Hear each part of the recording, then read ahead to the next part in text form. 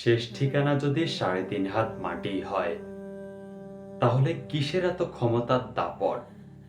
ভোর ৫টায় মৃত্যু, সকাল ৬টায় জানিয়ে দেওয়া হবে মাইকে, ৮টায় শেষ গোসল করানো হবে, ৯টায় তোমাকে নতুন কাপড়ে সাজানো হবে, জোহরের নামাজের পর তোমার আলিশান বাড়ি থেকে তোমাকে বাইরে নিয়ে যাওয়া হবে, ২টায় তোমার জানাজার নামাজ পড়ানো হবে, ২:৩০টায় তোমাকে কবরে নামিয়ে ফেলা হবে। মাটি দেওয়া শেষ হয়ে গেলে কেউ তোমার জন্য দোয়া করবে আর কেউ চলে আসবে। এই তো জীবনের শেষ আয়োজন।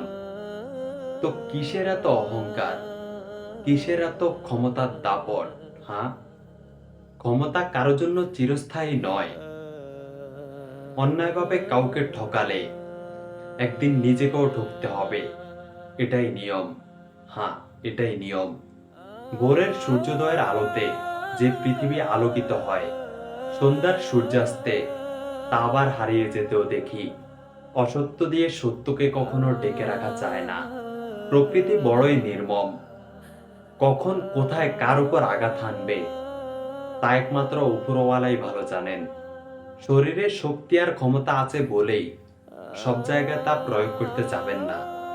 কখন যে কোথায় কিভাবে মাটির সাথে মিশে যাবেন তা আপনি নিজেও টের পাবেন না। অহংকার আর দাম্ভিকতা পতনের লক্ষণ। তাই অহংকারী না হয়ে সহনশীল হন। ক্ষণস্থায়ী এ দুনিয়ায় কেউ চিরস্থায়ী নয়।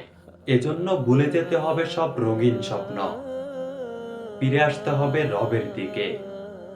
কারণ শেষ ঠিকানা তো এই ৩.৫ হাত মাটি।